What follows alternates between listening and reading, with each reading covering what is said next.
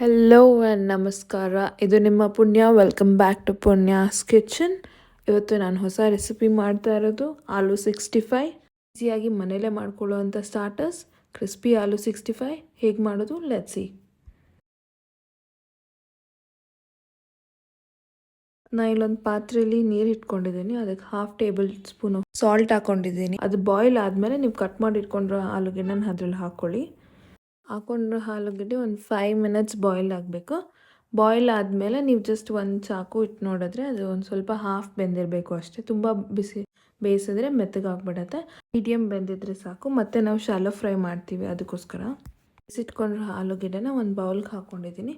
ಅದಕ್ಕೆ ಏನೇನು ಬೇಕು ಮಿಕ್ಸ್ಚರ್ ನೋಡೋಣ. ಇಲ್ಲಿ 2 ಟೇಬಲ್ ಸ್ಪೂನ್ ರೈಸ್ ಫ್ಲೋರ್ ತೊಗೊಂಡಿದ್ದೀನಿ. 2 ಟೇಬಲ್ ಸ್ಪೂನ್ ಮೈದಾ ಹಿಟ್ಟು ತೊಗೊಂಡಿದ್ದೀನಿ. 1 table spoon red chilli powder, 1 table spoon garam masala, 1 table ಸ್ಪೂನ್ ginger garlic paste, 1/2 tablespoon salt. ನಾವು ಸಾಲ್ಟ್ ಆಲ್ರೆಡಿ ಹಾಕಿರೋದ್ರಿಂದ ಸ್ವಲ್ಪ ಹಾಕಿದ್ರೆ ಸಾಕು. ಇಲ್ಲಿ ನಾನೊಂದು ಸ್ವಲ್ಪ ವಾಟರ್ ತೊಗೊಂಡಿದ್ದೀನಿ. ಒಂದು 3 to 4 ಸ್ಪೂನ್ಸ್ ತೊಗೋಬೇಕು. ಅದನ್ನೆಲ್ಲ ನೀಟಾಗಿ ಒಂದು ರೌಂಡ್ ಮಿಕ್ಸ್ ಮಾಡ್ಕೊಳ್ಳಿ. ಇನ್ನೊಂದು ಸ್ವಲ್ಪ ನೀರು ಬೇಕಂದರೆ ನೀರು ಹಾಕ್ಕೊಂಡು ಮತ್ತೆ ಸ್ವಲ್ಪ ತೆಳ್ಳಗೆ ಮಿಕ್ಸ್ ಮಾಡ್ಕೊಳ್ಳಿ.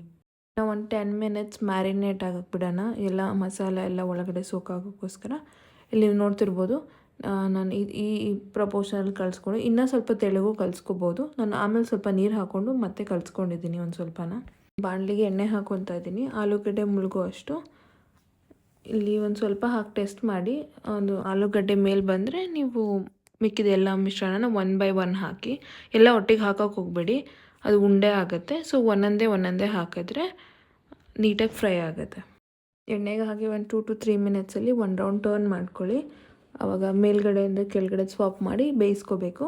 ಇದೆಲ್ಲ ಬೇಯಿಸ್ಕೊಂಡ್ಮೇಲೆ ತುಂಬ ಡೀಪ್ ಫ್ರೈ ಮಾಡೋದೇನು ನೆಸಸರಿ ಇಲ್ಲ. ಇದರಲ್ಲಿ ಶಾಲೋ ಫ್ರೈ ಮಾಡಿದ್ರೆ ಸಾಕು.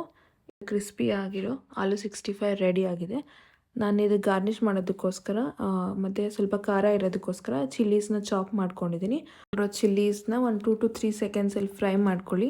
ಆವಾಗ ಜಾಸ್ತಿ ಖಾರನೂ ಇರೋಲ್ಲ, ಸ್ವಲ್ಪ ಖಾರಾಂಶ ಕಮ್ಮಿ ಆಗುತ್ತೆ ನೀವು ಫ್ರೈ ಮಾಡಿಕೊಂಡ್ರೆ. ಮತ್ತು ಇಲ್ಲಿ ನಾನೊಂದು ಸ್ವಲ್ಪ ಕರಿಬೇವನ್ನ ತೊಗೊಂಡು ಅದನ್ನು ಫ್ರೈ ಮಾಡ್ಕೊಂಡಿದ್ದೀನಿ. ಇದು ಚಿಲ್ಲಿ ಮತ್ತು ಕರಿಬೇವನ್ನ ಎರಡೂ ಅದ್ರ ಮೇಲೆ ಗಾರ್ನಿಷ್ ಮಾಡಿದ್ದೀನಿ. ನೀವು ನೋಡ್ತಿರ್ಬೋದು, ಸಿಂಪಲ್ ಆ್ಯಂಡ್ ಕ್ವಿಕ್, ಈಸಿಯಾಗಿ ಮನೇಲಿ ಮಾಡ್ಕೊಳೋ ಸ್ಟಾರ್ಟರ್ಸ್ ಆಲೂ 65 ರೆಡಿಯಾಗಿದೆ. Thank you for watching. Bye.